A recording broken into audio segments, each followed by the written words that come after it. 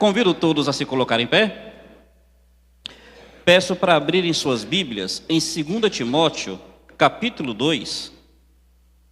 Destacarei aqui o versículo 9, mas peço a todos para, por favor, não fecharem suas Bíblias após a leitura.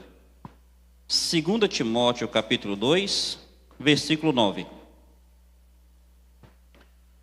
Por favor, não fechem as suas Bíblias após a leitura. Crendo que todos encontraram o texto, diz assim: pelo qual estou sofrendo até algemas, como malfeitor. Contudo, a palavra de Deus não está algemada. Deus bendito, Senhor, se não for o Senhor conosco, nada nós podemos fazer. Mas sendo o Senhor conosco, não há impossível para o teu povo. Pai, a tua palavra está aberta diante do teu povo nesse momento. Peço graça, misericórdia, peço para que o Senhor se agrade em falar ao coração do teu povo. Obrigado por tudo que já aconteceu aqui. Louvado seja o teu nome em Cristo Jesus. Amém. Os irmãos podem sentar-se? Meus irmãos, me foi proposto o seguinte tema: perseverando nas perseguições. E eu gostaria de, em 2 Timóteo, destacar 4 princípios para perseverarmos nas perseguições. Primeiro princípio: cuidado com a sua saúde espiritual. Segundo princípio: senso de responsabilidade pelo reino. Terceiro princípio: a certeza do poder da palavra. E o quarto princípio: a vitoriosa perspectiva da glória. Que o Senhor nos ajude a sermos claros a partir desses princípios. Entendamos o texto. O apóstolo Paulo escreve a sua última carta. Ele está preso. E desta prisão já há o seu decreto de morte. Ele então vai escrever a Timóteo para trazer encorajamento a Timóteo. Qual a razão da prisão de Paulo? Houve um imperador chamado Nero.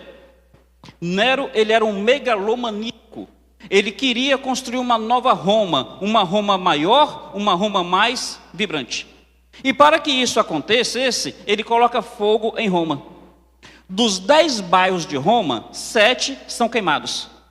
Então os romanos, diante da catástrofe que lhes acometeu, eles querem saber o responsável. E Nero então, para livrar o seu rosto, ele diz que quem colocou fogo em Roma foram os cristãos. Por quais razões? Dos 10 bairros, 7 queimaram. Os 3 que ficaram preservados eram bairros cristãos. E havia um escrito na carta de 2 Pedro, de que na vinda de Cristo, os elementos em fogo se desfariam. Então, porque os bairros preservados foram os bairros cristãos, e porque os cristãos diziam que o mundo acabaria em fogo, colocou-se sobre os cristãos a pecha de incendiários, a pecha de terroristas, a pecha de genocidas. Em cima disso, os cristãos são severamente perseguidos. É nesse período que Paulo é preso, e é nesse contexto que Paulo será morto. É nesse período e nesse contexto que também Pedro será preso e Pedro será morto.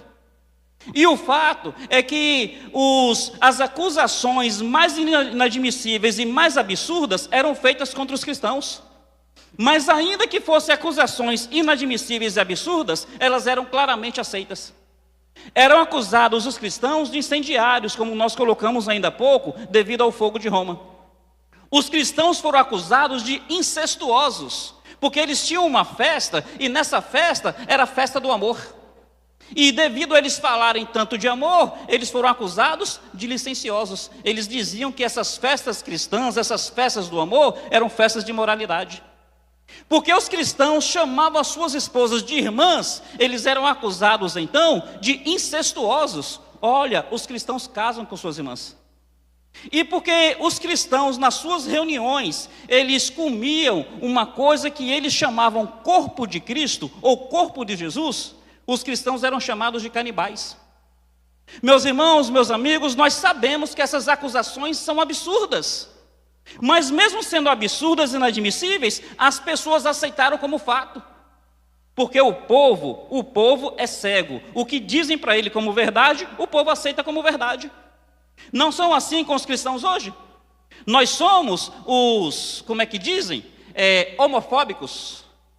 Nós somos o isso, ou nós somos os aquilo, nós somos os preconceituosos. E ainda que sejam acusações absurdas, porque nós não somos homofóbicos, nós oramos para que os gays venham a se converter e conheçam o Cristo que nós conhecemos. Assim como nós oramos pelos adúlteros, pelos homicidas, por todo tipo de pessoas que estão em práticas pecaminosas. Mas ainda assim nós somos aceitos dessa maneira. Paulo está preso. E Paulo então vai escrever a Timóteo. Timóteo está na cidade de Éfeso. Éfeso é uma cidade com um grande porto. E desse porto as coisas chegavam até Éfeso e iam para Roma. Já que havia explodido a perseguição aos cristãos, os cristãos eram levados para Éfeso, para que de Éfeso fossem então conduzidos a Roma. E em Roma sofresse o julgamento e o martírio. Éfeso nessa época recebeu o nome de Porta dos Mártires, porque ali os cristãos chegavam presos e dali os cristãos iam para Roma. E lá em Roma seriam mortos, seriam os mártires. Meus irmãos, é nesse contexto que Paulo escreve para Timóteo. E Paulo diz a Timóteo: olha, eu estou algemado, eu estou preso por causa do Evangelho. E como é que Timóteo se encontra nesse momento? Se vocês observarem o contexto, vocês vão perceberão no capítulo 1, no versículo 8, que Paulo precisa encorajar Timóteo. Capítulo 1, versículo 8, ele diz assim: não te envergonhes, portanto, do testemunho de nosso Senhor, nem do seu encarcerado que sou eu. Pelo contrário, participa comigo dos sofrimentos a favor do Evangelho, segundo o poder de Deus. Meus irmãos, Timóteo, pela sua personalidade tímida, Timóteo estava apreensivo, Timóteo estava assim realmente pesaroso. Porque Paulo nessa carta, ele vai até dizer: olha, as pessoas me abandonaram, muitos não estão mais comigo. Eu, quando precisei ser julgado, não teve ninguém para estar ali comigo e me dar um apoio.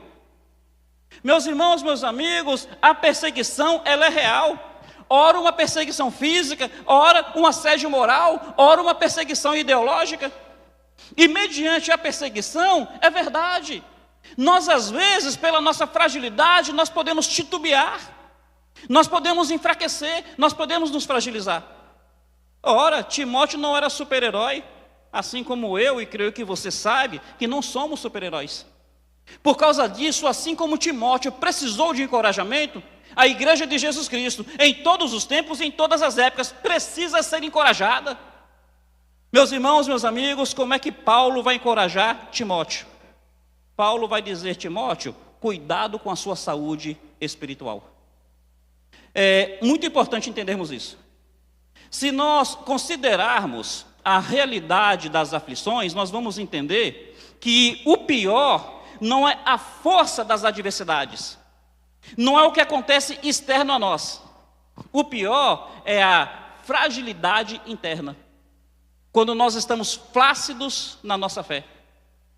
Israel tem diversos inimigos, e esses inimigos fazem grandes ataques.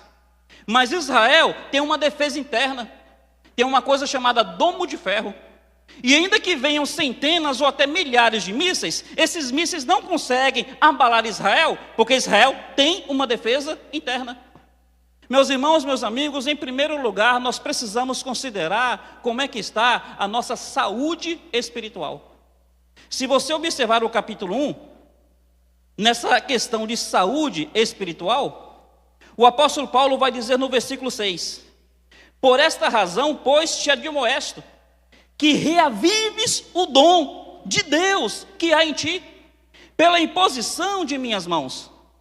Em primeiro lugar, meus irmãos, nós precisamos fazer uma renovação da nossa fé, um reavivar das nossas convicções, das nossas certezas. Meus irmãos, meus amigos, como é que a palavra do Senhor nos ensina em momentos como este? Ora, houve um homem chamado Jó, e Jó foi acometido de diversas aflições, perdeu bens, perdeu filhos, perdeu saúde. A sua esposa chegou a dizer: amaldiçoa o teu Deus e morre. Os teus amigos vieram e começaram a dizer: Jó, você está em pecado, você está em pecado, você está em pecado, é por isso que Deus está contra você. E como é que Jó vai resistir diante da perseguição ou diante da aflição?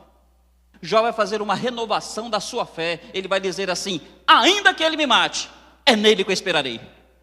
Precisa ter um reânimo, dizer à sua própria alma, da sua fé, da sua certeza, da sua convicção. Ora, houveram 3 amigos, Sadraque, Mesaque e Abednego. Eles estão em Babilônia, colocam-se uma estátua de ouro, e é dito que quem não adorasse aquela estátua de ouro deveria ser jogado na fornalha. E então todo mundo está adorando, todo mundo está se ajoelhando, a não ser 3 jovens. Nabucodonosor vem a eles, e Nabucodonosor, sendo o rei da Babilônia, o primeiro império mundial da história, Nabucodonosor diz: olha, eu vou mandar agora tocar os instrumentos musicais, e vocês vão adorar. Porque se vocês não adorar, eu vou jogá-los na fornalha de fogo. E eu quero ver quem é esse Deus. Quem é esse Deus, se ele realmente vai te livrar da fornalha. Aqueles 3, ainda que jovens, e ainda que impotentes diante do grande rei da Babilônia, eles dizem com muita ousadia: acerca disso, não precisamos te responder, ó rei. Se o Deus que nós servimos quiser nos livrar, ele nos livra. Mas se não, fique sabendo que nem mesmo diante da fornalha nós adoraremos essa estátua. Meus irmãos, meus amigos, em primeiro lugar, como está a sua saúde espiritual? Sabe o que realmente atrapalha casamento? O que atrapalha casamento não é a diversidade externa. O que atrapalha casamento é a falta de saúde conjugal interna. Sabe o que abala realmente a nossa caminhada cristã? Não é a diversidade externa, é a fragilidade interna. Você precisa reavivar a sua fé. Meus irmãos, meus amigos, eu estudando há um tempo, eu vi que uma das grandes dificuldades que a pessoa tem de explorar as riquezas submarinas não é necessariamente a falta de oxigênio, porque o submarino chega até ali. É porque conforme você mergulha, a água que está sobre você exerce um peso. E essa pressão marítima te impede de chegar a certas profundezas. Mas o que é admirável? Ainda que um submarino feito de aço não consiga ir muito fundo, naquela profundidade tem pequenos peixes. Tem seres que aos nossos olhos são frágeis, se nós pisássemos eles morreriam. E eles sobrevivem ali com muita tranquilidade. Por que o submarino não aguenta a pressão, mas aqueles peixes tão pequenos aguentam? Primeiro, é porque tudo que Deus faz é maravilhoso, louvado seja o nome dele. Mas é que o peixe ele tem uma pressão interna que dá a ele condições de resistir à pressão externa. Perceberam? A pressão interna do peixe dá a ele condições de resistir à pressão externa, da pressão submarina. Meus irmãos, meus amigos, em primeiro lugar, como é que está a sua fé? Como é que estão as suas convicções? Como é que está a sua certeza espiritual? E Paulo vai dizer: Timóteo, reaviva o dom que há em ti, o dom que eu, com as minhas mãos, publicamente reconheci. Meus irmãos, meus amigos, como é que foi o chamado de Timóteo? Paulo termina Atos capítulo 15, frustrado com um jovem chamado Marcos, porque Marcos, infelizmente, naquela época, era um desistente.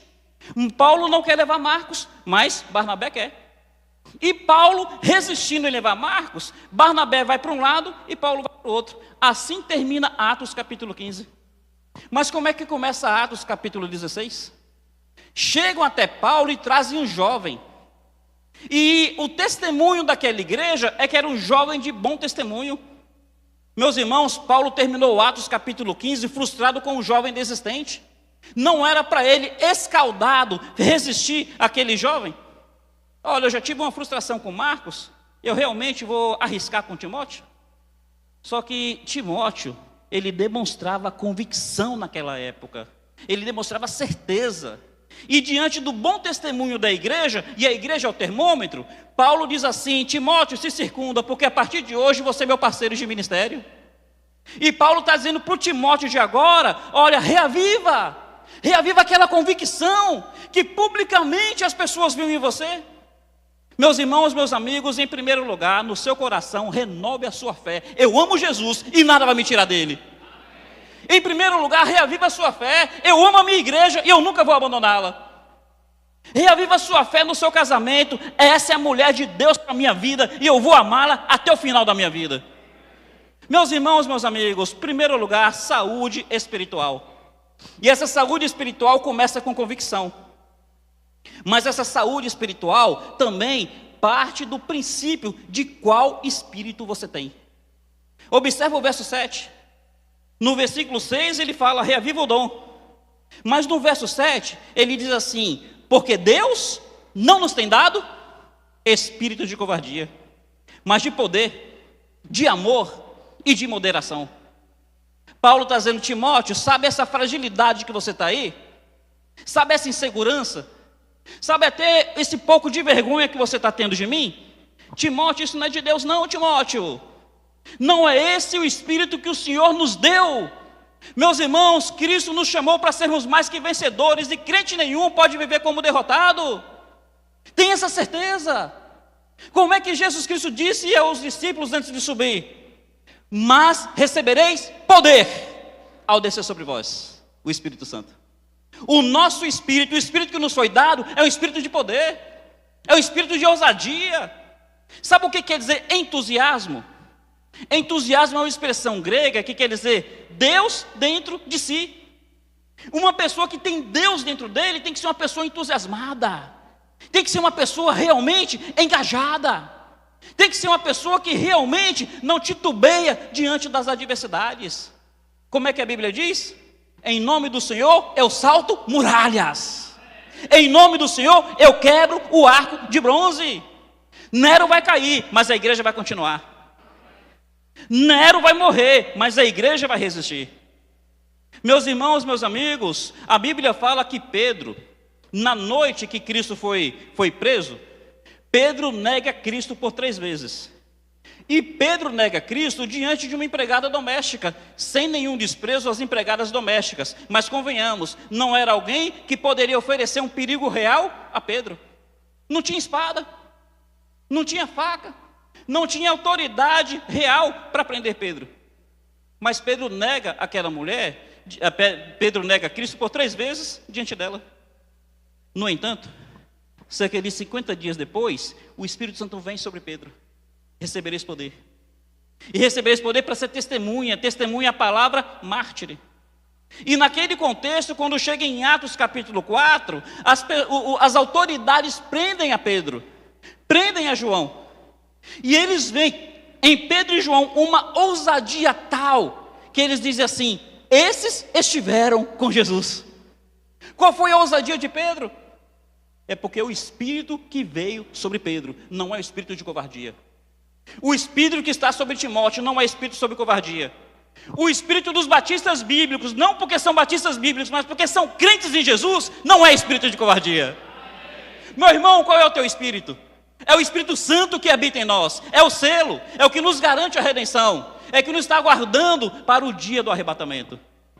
Meus irmãos, meus amigos, pensando ainda na saúde espiritual, Paulo vai dizer no capítulo 2, versículo 1, fortifica-te na graça que está em Cristo. Qual é o grande segredo para resistir às adversidades, para resistir à luta, para permanecer firme? Saúde espiritual. Como é que está a sua saúde? Precisa ter essa convicção, precisa reanimar, precisa reforçar, precisa ter uma renovação de fé, precisa realmente se apropriar do Espírito que em nós habita, e precisa uma busca constante na graça do Senhor. Como é que é com a palavra de Deus? Jesus Cristo, ele vai para o seu Getsêmani, e naquele Getsêmani, ele diz o seguinte, que o Espírito está pronto, mas a carne é fraca. Ele não está falando da carne dos discípulos, está falando da carne dele. Não uma fraqueza pecaminosa, mas aquela fragilidade do homem, porque Deus conhece a nossa estrutura e sabe que somos pó. E ele nessa fragilidade não pecaminosa, porque ele é perfeito, mas a fragilidade humana, ele diz assim, a minha alma está profundamente angustiada até a morte. Fique aqui e ore por mim. E ele pede para os 11 orarem. Ele chama os seus 3 mais íntimos à parte e pede para orarem. Ele dá um tiro de pedra e naquela distância ele se ajoelha e ora. E a sua oração é tão intensa que o seu suor se transforma em sangue. O texto fala que ele faz isso uma vez, ele faz isso 2 vezes, ele faz isso 3 vezes, e na terceira vez ele se levanta renovado, ele se levanta fortalecido, ele fala: basta, a minha hora chegou. E esse Jesus que um pouco antes estava fragilizado, agora ele está diante dos seus inimigos com uma autoridade tremenda. A quem buscais? A Jesus o Nazareno. Sou eu, deixai eles irem. Meus irmãos, eu estou dizendo que a humanidade de Jesus, na sua fragilidade, me ensina que nós, nas nossas lutas, precisamos nos fortificar na graça que é em Cristo Jesus. O apóstolo Paulo tem um espinho, e quando nós pensamos em espinho, nós associamos com espinho de rosa. Na minha região, Bahia, existe uma planta chamada quiabento. São espinhos de cerca de 13 centímetros. Os espinhos daquela região é mais ou menos como se fosse o quiabento pelo seu tamanho e pela dor que causa. E Paulo fala que a sua aflição era como se fosse um espinho na carne. Ele associa com o mensageiro do diabo que vinha para esbofeteá-lo. E ele ora a primeira vez, nada. Ele ora a segunda, nada. Ele ora a terceira, nada. Até que o Senhor diz: a minha graça te basta. E ele fala: porque a graça me basta, eu me gloriarei na minha fraqueza, eu me gloriarei na minha luta. O que nós precisamos não é a diminuição das adversidades, o que nós precisamos é o aumento da graça.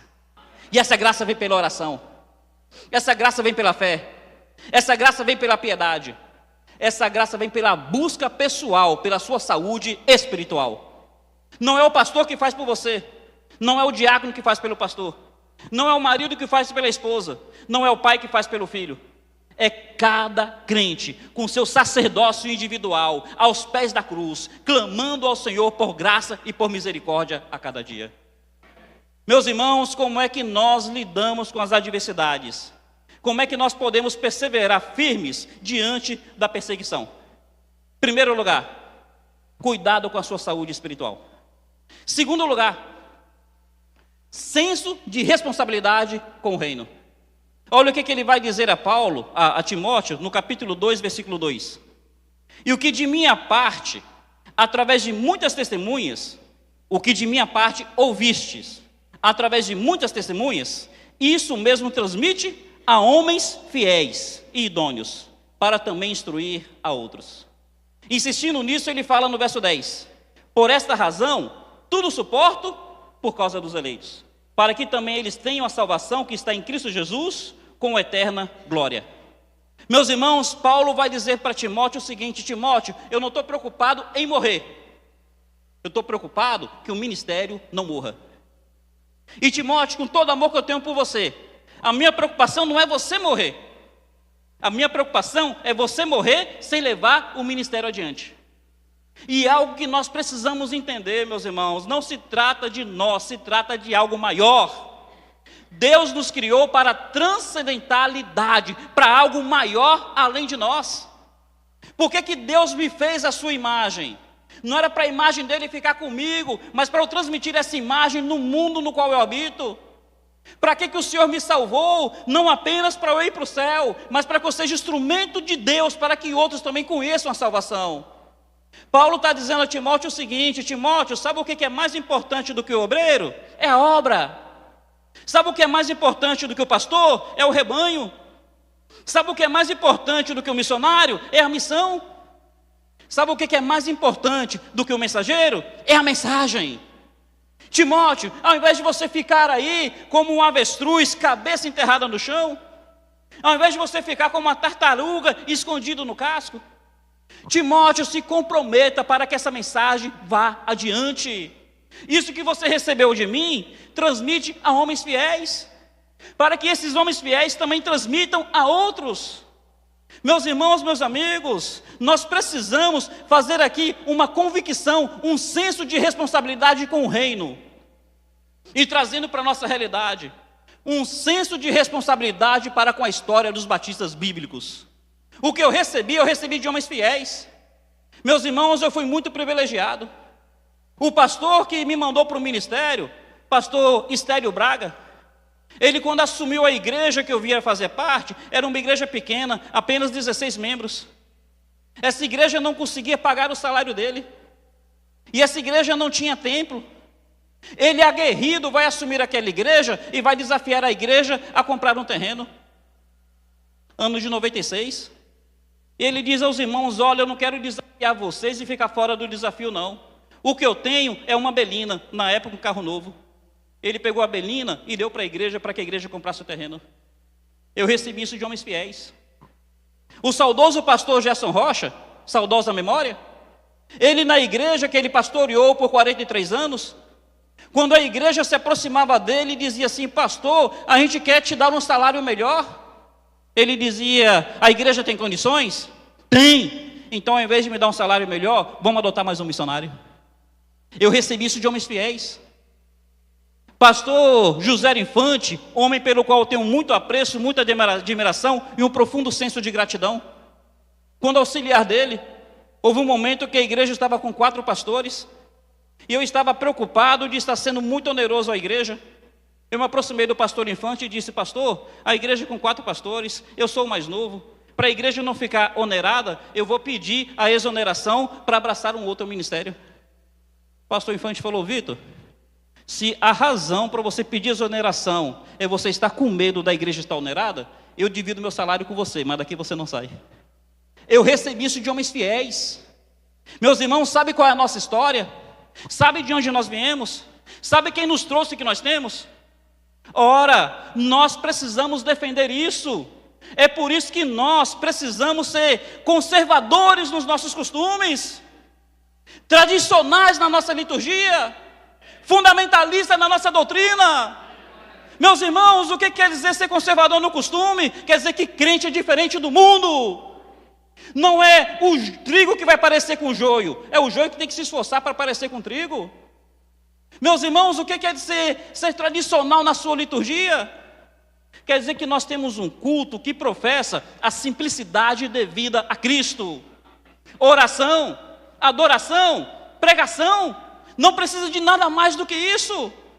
Todo respeito a grupos diferentes que têm outras práticas, mas essas não são as nossas. Sejamos uma opção para aqueles que querem um culto assim. O que quer dizer ser fundamentalista na doutrina?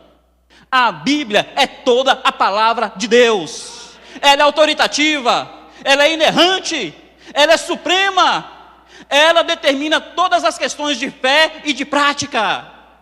Meus irmãos, meus amigos, isso que eu recebi de homens fiéis, eu preciso passar a outros, para que haja a perseguição que houver, a igreja vá adiante. Meus irmãos, meus amigos, o que Paulo está dizendo para Timóteo? Timóteo, não se trata de você, se trata de algo maior. Meus irmãos, meus amigos, que eu caia, mas que a igreja continue. Meus irmãos, meus amigos, que eu caia, mas que a fé que nós professamos continue inabalável. Seguindo, porque o tempo não me é carinhoso, um terceiro princípio. Primeiro, cuidado com a saúde espiritual. Segundo, senso de responsabilidade com o reino. Terceiro, confie no poder da palavra. Ele vai dizer no capítulo 2, no versículo 9: pelo qual eu estou sofrendo até algemas, como malfeitor. Contudo, a palavra de Deus não está algemada. Sabe o que ele está dizendo para Timóteo? Timóteo, eu estou preso por pregar o evangelho. Mas você acha que a minha prisão está impedindo o avanço do reino? Ô Timóteo, puxa pela sua memória. Você começou a andar comigo no início de Atos 16, não foi? Lembra que a gente chega numa cidade chamada Filipos? E nessa cidade chamada Filipos, eu comecei a pregar. Eu preguei vários dias. E no primeiro momento, apenas uma mulher chamada Lídia, vendedora de púrpura, tinha se convertido. Curiosidade, Lídia não era da cidade, ela só estava ali por uma questão comercial, para vender púrpura. Mas olha, Timóteo, ali naquele contexto, eu expulsei um demônio e eu fui preso. E depois de preso, o que fizeram? Me deram uma surra, chicotearam as minhas costas. E me colocaram no tronco. Eu tinha que ficar com os pés estendidos para frente e ter que deitar em cima das minhas costas que estavam em carne viva por causa das chicotadas. E Timóteo, você sabe que naquela época, né Timóteo, o chão não era encimentado, era de chão batido.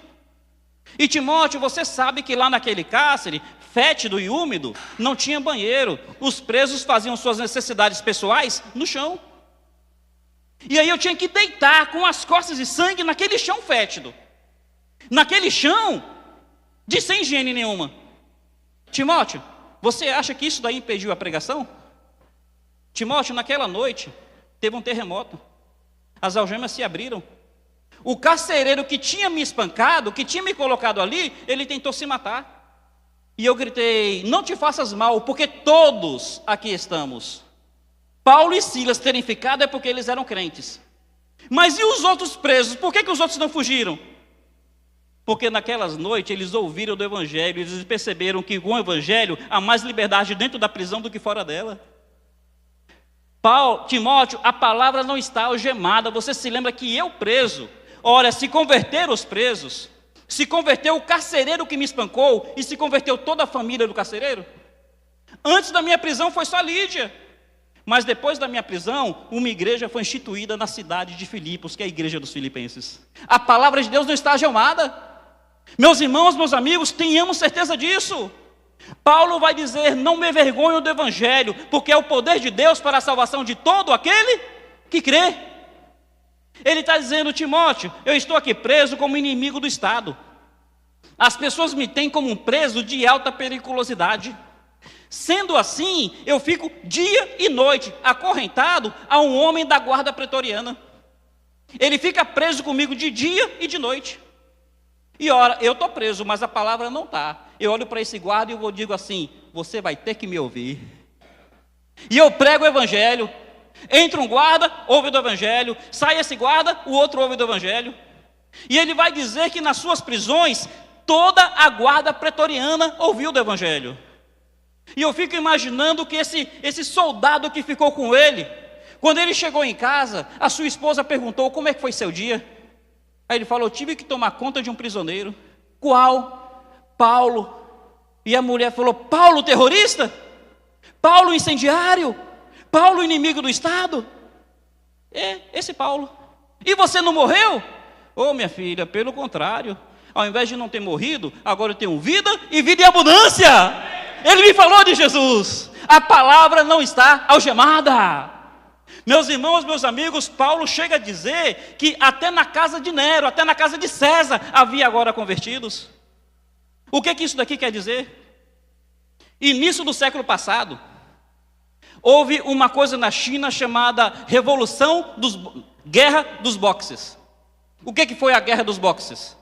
A Inglaterra estava fazendo colônia na China. Por uma questão cultural, por uma questão política e por uma questão xenófoba, porque os chineses eram xenófobos, eles expulsaram todos os ingleses. E expulsando todos os ingleses, expulsaram os pastores e os missionários que estavam na China na época. Cerca de 50 anos depois, houve a Revolução Cultural. A China se tornou marxista. E nisso, além de não ter missionário, além de não ter pastor, os cristãos nativos começaram a ser perseguidos e começaram a ser mortos. E na época, apregoou-se a morte da igreja na China. Mas depois descobriu-se que era na China onde a igreja mais crescia do mundo, milhões e milhões se convertendo a cada ano. Por quê, meus irmãos? Porque a palavra não pode ser algemada, confie no poder da palavra. A palavra do Senhor subsiste eternamente. Uma vez Elias vai chegar até o Senhor e vai dizer, Senhor, derrubaram os teus altares, mataram todos os profetas, só fiquei eu e estão tentando tirar a minha vida. O Senhor olha para Elias e fala, não, Elias, não é assim que a banda toca, não, Elias. Você realmente acha que sem você a obra cai? Não, Elias, eu ainda tenho 7 mil que não dobraram seus joelhos a Baal. Meus irmãos, Deus sempre terá 7 mil. O meu desafio, o meu privilégio é poder fazer parte dos 7 mil. A obra não pode parar. E Deus é quem mantém essa obra. Ela irá adiante em nome de Jesus Cristo. Ele disse, edificarei a minha igreja e as portas do inferno não prevalecerão contra ela. Meu irmão, o que nos faz perseverar diante da perseguição? É saber que não é na minha força, é na força do Senhor. E a força do Senhor é invencível. A palavra é inalgemável. A palavra, ela é invencível. A palavra, ela é eterna. Ela subsistirá para sempre. A igreja de Jesus Cristo tem um decreto de vitória. E é nessa certeza de que eu sou mais que vencedor, haja o que houver, venha o que vier, que nós seguimos adiante. E meus irmãos, se nós realmente temos essa certeza, Paulo vai dizer a Timóteo no versículo 15: procura apresentar-te a Deus, aprovado, como obreiro que não tem de que se vergonhar, mas que maneja bem a palavra da verdade. Já que você confia no poder da palavra, então maneja essa palavra. Sabe o que é manejar bem? É uma expressão que era usada num contexto de alfaiate. Cortar na medida certa. Antigamente você ia no alfaiate, e o alfaiate poderia deixar a manga da sua blusa muito longa ou muito curta. O bom alfaiate cortava na medida certa. Nem ficava longo, nem ficava curto. Sabe o que isso quer dizer? Que eu preciso pregar a palavra com fidelidade a ela. Não proibir o que Deus não proíbe, mas também não permitir o que Deus não permite. Maneja bem a palavra. Pregue, enches a tempo e fora de tempo, redargas, repreendas, exortes, com toda a lumidade e com toda a doutrina. Meus irmãos, Paulo vai fazer uma segurança muito grande a Timóteo acerca da palavra. No capítulo 3, ele vai dizer que toda a Escritura é inspirada por Deus, é útil, é proveitosa, para repreender, para redarguir, para corrigir o homem em justiça, para que o homem de Deus seja perfeito e perfeitamente instruído em toda a boa doutrina. Qual é a essência da igreja? É Cristo. E como é que Cristo se manifesta? A partir da palavra. Meu irmão, ame a palavra, preze pela palavra, busque a palavra. A palavra é o mar. É um mar que tem água para quem nada, para quem navega e para quem mergulha. E é mergulhando que nós descobrimos os tesouros mais preciosos. Meus irmãos, em nome de Jesus Cristo, que nós como batistas bíblicos tenhamos sempre um apreço todo especial para com a palavra do Senhor. Passarão os céus e a terra, mas as suas palavras nunca passarão. Último lugar, insistindo que o tempo me é muito cruel, primeiro, cuidado com a sua saúde espiritual. Segundo, senso de responsabilidade com o reino. Terceiro, confiança no poder da palavra. Quarto e último lugar, a vitoriosa perspectiva da glória. Paulo vai encerrar no capítulo 4, dizendo o seguinte, versículo 6. Quanto a mim, estou sendo já oferecido por libação. Paulo judeu. E ele escreve a Timóteo que ele tinha mãe judia, que cresceu ouvindo das Sagradas Escrituras pela sua avó Lóide e pela sua mãe Eunice. Paulo sabia do que estava falando, e Timóteo sabia o que estava lendo. O que é a libação? No Velho Testamento tinha um sacrifício. Você sacrificava o cordeiro todo perfeito. E aí, em cima desse sacrifício, você derramava. Podia ser leite, podia ser alguma coisa que você derramava como oferta de gratidão àquele sacrifício. Paulo está dizendo, olha Timóteo, eu estou morrendo. É verdade. Eu vou ser decapitado. Timóteo, muitos outros irão morrer. Mas Timóteo, o que as pessoas acham que é a nossa derrota, nós usamos como uma maneira de louvar a Deus de uma maneira especial. Ora, eu não estou vendo a minha morte como uma derrota. Eu estou vendo a minha morte como uma maneira de louvar a Deus de uma maneira especial. Eu derramo como libação. Lembra quando Davi está com sede?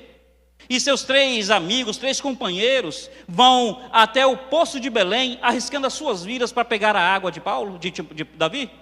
Aí eles trazem a água. Davi fala, não, eu não posso beber essa água. Essa água representa o sangue de vocês. E aí Davi derrama essa água como libação, como oferta de gratidão, de consagração ao Senhor. Paulo está dizendo, a minha morte, eu tenho uma perspectiva vitoriosa e gloriosa. É a maneira de glorificar ao Senhor. Ele vai dizer aqui sobre a sua partida. O que ele está dizendo? Naquela época, o viajante, ele armava barracas. Ele armava uma barraca aqui, armava uma tenda ali. E quando ele estava indo para a sua casa, ele então desarmava a barraca para a sua partida. Partida para a verdadeira casa. A partir de agora eu não preciso mais ser peregrino, não preciso mais de barraca. Paulo está dizendo: olha, Timóteo, eu sei para onde estou indo. Eu estou indo para a minha casa, eu estou indo para a minha morada, eu estou indo para as mansões celestiais. E então ele diz, fechando com chave de ouro: combati o bom combate, encerrei a carreira, guardei a fé. Já agora, a coroa da justiça me está guardada, a qual o Senhor, reto juiz, me dará naquele dia, não apenas a mim, mas a todos aqueles que amam a sua vinda. Timóteo, eu estou olhando para a minha partida com uma perspectiva vitoriosa, uma perspectiva de glória. Timóteo, eu não estou aqui no medo, no receio, pedindo assim, não que eu não morra. Pelo contrário, eu estou antecipando a glória. Meus irmãos, meus amigos, se lembram que de uma outra vez que ele estava preso, ele dizia que ele estava dividido? Dizendo o seguinte: olha, para mim o viver é Cristo, mas o morrer é lucro. E naquele outro contexto ele dizia: eu fico dividido, porque por causa de vocês eu quero continuar, mas por causa de Cristo eu quero partir, porque partir é estar com Cristo, e isso é incomparavelmente melhor. Agora não tem mais divisão no coração dele, não. Ele fala: eu quero partir, porque eu antecipo uma coroa, eu antecipo a coroa que o Senhor há de me dar naquele dia. Meus irmãos, meus amigos, como é que o crente vê a sua realidade eterna? Não como derrota, mas como a consumação da sua vitória. A vitoriosa perspectiva da glória. Meus irmãos, um dia nós estaremos diante do Senhor, e eu anseio ouvir duas coisas. Eu anseio ouvir o seguinte: bem-estar, servo bom e fiel. Sobre o pouco foste fiel, sobre o muito te colocarei, entra no gozo do teu Senhor. Eu anseio ouvir Jesus Cristo dizer: vinde bendito de meu Pai, recebei por herança o reino que vos está preparado desde a fundação do mundo. Meus irmãos, eu fico imaginando como é que foi com Paulo, quando ele foi levado ao local do seu martírio, onde ele foi levado ao local da sua decapitação. Geralmente o condenado, ele pode dizer uma última coisa, ele pode falar uma última afirmação. O que Paulo deve ter dito? E eu fico imaginando tantas coisas que ele pode ter dito naquele dia. Ele pode ter dito assim: se vivemos, para o Senhor vivemos. Se morremos, para o Senhor morremos. Ora, quer vivamos, quer morramos, somos do Senhor. Eu fico imaginando que ele pode ter dito isso. Já agora me está reservada essa coroa maravilhosa que o Senhor, o reto juiz, me dará. Meus irmãos, eu fico imaginando que ele pode ter dito o seguinte: quem me separará do amor de Cristo? Porque estou bem certo de que nem a morte, nem a vida, nem os anjos, nem os principados, nem as coisas do presente, nem as coisas do porvir, nem alguma outra criatura me separará do amor de Deus que está em Cristo Jesus. Mas, meus irmãos, se Paulo fosse dizer a mim, se Paulo fosse dizer a você, se Paulo fosse dizer a cada um de nós, eu creio que ele diria o seguinte: portanto, meus amados irmãos, sede firmes e constantes, sempre abundantes na obra do Senhor, sabendo que o vosso trabalho não é vão no Senhor. Ele tem coroa para você. Ele diz isso em 1 Coríntios capítulo 11, verso 58. Mas interessante que os primeiros 57 versículos, ele só fala de ressurreição. Do versículo 1 do capítulo 15 até o versículo 57, ressurreição, ressurreição, ressurreição. E depois de falar 57 versículos de ressurreição, como é que ele fecha? Sede firmes e constantes, sempre abundantes na obra do Senhor, sabendo que o vosso trabalho não é vão no Senhor. Se antes ele falou sobre ressurreição, ele está dizendo que a recompensa do seu trabalho será onde? Na ressurreição. Tenha uma vitoriosa perspectiva de glória. O Senhor tem o melhor para a sua vida. Meus irmãos, meus amigos, eu quero agradecer mais uma vez a oportunidade que me foi concedida. Eu prometi que terminaria às 11h50, mas são 11h57. Eu peço a misericórdia dos irmãos, mas eu quero dizer com muita liberdade: até que Ele venha. Até que Ele venha, sejamos missionários. Até que Ele venha, sejamos fiéis na pregação. Até que Ele venha, honremos o legado dos batistas bíblicos. até que ele venha, sede firmes e constantes, sempre abundantes na obra do Senhor, sabendo que o vosso trabalho não é vão no Senhor. Louvado seja o nome dele. Agradeço a oportunidade.